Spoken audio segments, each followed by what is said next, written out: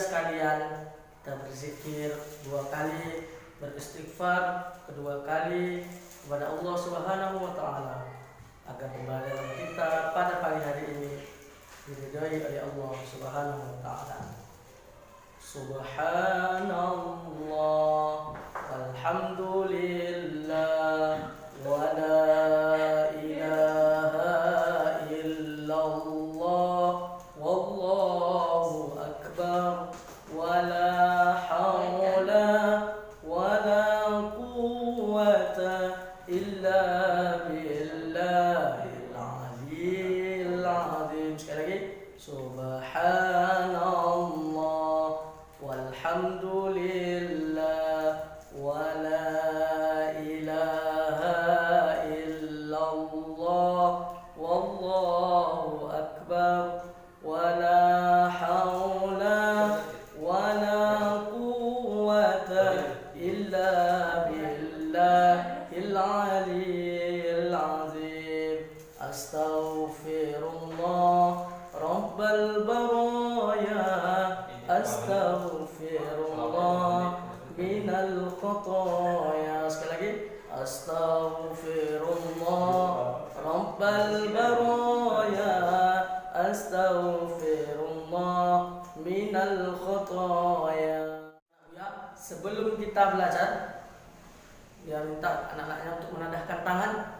Kita berdoa sebelum belajar. Doa sebelum belajar.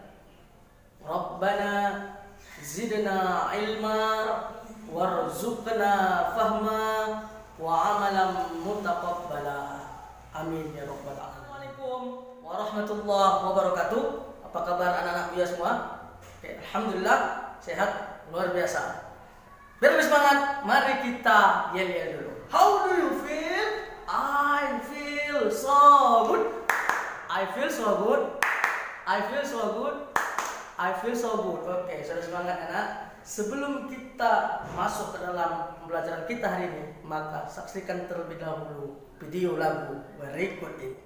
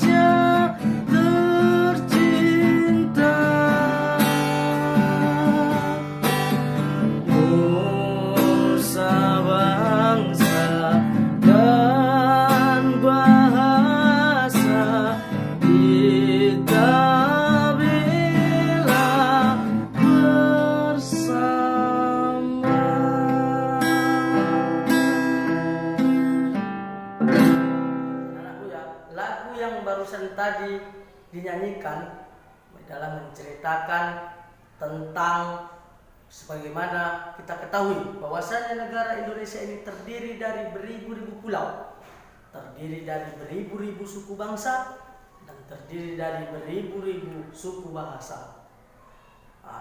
Oleh karena itu, walaupun kita berbeda-beda suku, berbeda-beda pulau, dan berbeda-beda bahasa, tetapi kita tetap satu. Seperti semboyan kita ini, Bhinneka Tunggal Ika, yang mana memiliki makna walaupun kita berbeda-beda, tetapi kita tetap satu juga.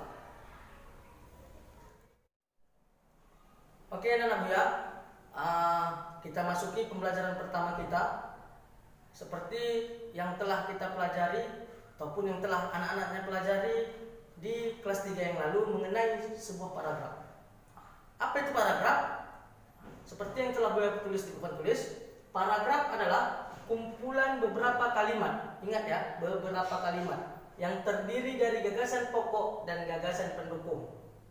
Jadi kalau ada 2 kalimat atau ada 3 kalimat ataupun seterusnya, maka dia sudah berbentuk yang namanya paragraf. Kemudian di dalam paragraf terdapat gagasan pokok dan gagasan pendukung. Apa yang dimaksud dengan gagasan pokok? Gagasan pokok adalah gagasan ataupun ide yang menjadi dasar pengembangan sebuah paragraf. Dia biasanya terletak di awal, terletak di tengah, ataupun di akhir. Kemudian apa itu gagasan pendukung? Gagasan pendukung adalah tambahan dari gagasan pokok yang berfungsi sebagai penjelas gagasan pokok tersebut. Oke anak-anak Buya, sudah mengerti dengan apa yang telah Buya sampaikan? Kalau sudah mengerti, berikut ini Buya lampirkan sebuah artikel di mana artikelnya bercerita tentang bunyi, dan di dalam artikel tersebut terdiri dari beberapa paragraf. Marilah sama kita cari gagasan pokok dan pendukungnya. Oke anak-anak Buya, di sini Buya akan memberikan sebuah contoh paragraf yang berjudul tentang bunyi. Jadi untuk mengetahui suatu gagasan pokok dari sebuah paragraf, kita dapat mencarinya dengan cara membaca paragraf tersebut. Kemudian setelah kita baca secara teliti, kemudian kita tentukan dasar pengembangan paragraf tersebut berada di kalimat berapa. Di sini ada sebuah paragraf, maka kita baca dulu paragraf berikut ini. Kita baca kalimat per kalimat. Bunyi adalah energi yang dapat didengar. Kamu akan mendengar berbagai bunyi. Ada bunyi yang terdengar sangat kuat seperti bom. Ada juga bunyi yang sangat lemah seperti suara bisikan. Jadi di sini ada 1, 2, 3, 4 kalimat. Setelah kita baca, kemudian kita cari ide pokok ataupun dasar pengembangan paragraf. Jadi dasar pengembangan paragrafnya semuanya bercerita tentang bunyi, yang mana pengertian dari bunyi, sehingga dapat disimpulkan bahwasanya gagasan pokok dari paragraf tersebut terdapat pada kalimat pertama yang berbunyi, pengertian bunyi adalah energi yang dapat didengar. Dan untuk gagasan pendukungnya yaitu dari kalimat 2 sampai dengan kalimat 4.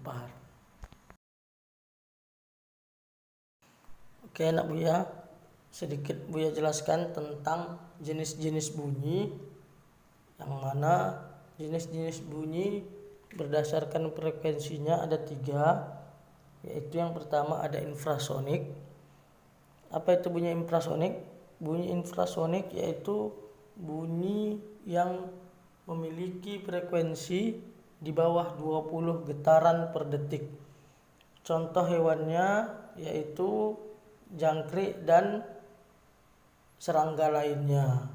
Jadi manusia tidak bisa mendengar bunyi infrasonik karena frekuensinya terlalu rendah.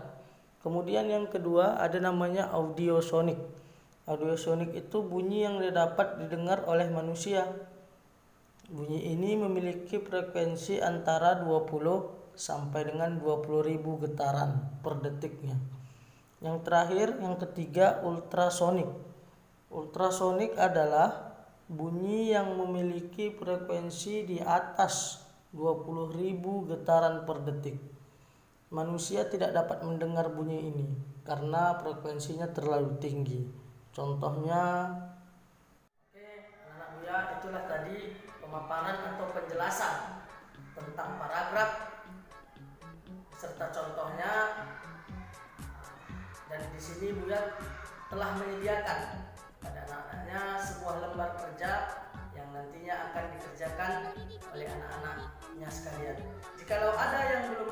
ataupun ada yang belum dipahami, silahkan bertanya kepada Buya lewat WA pribadi Buya ataupun chat di komentar Google Classroom yang telah kita sediakan. Akhirnya Buya mohon maaf, Buya pamit. Assalamualaikum warahmatullahi wabarakatuh.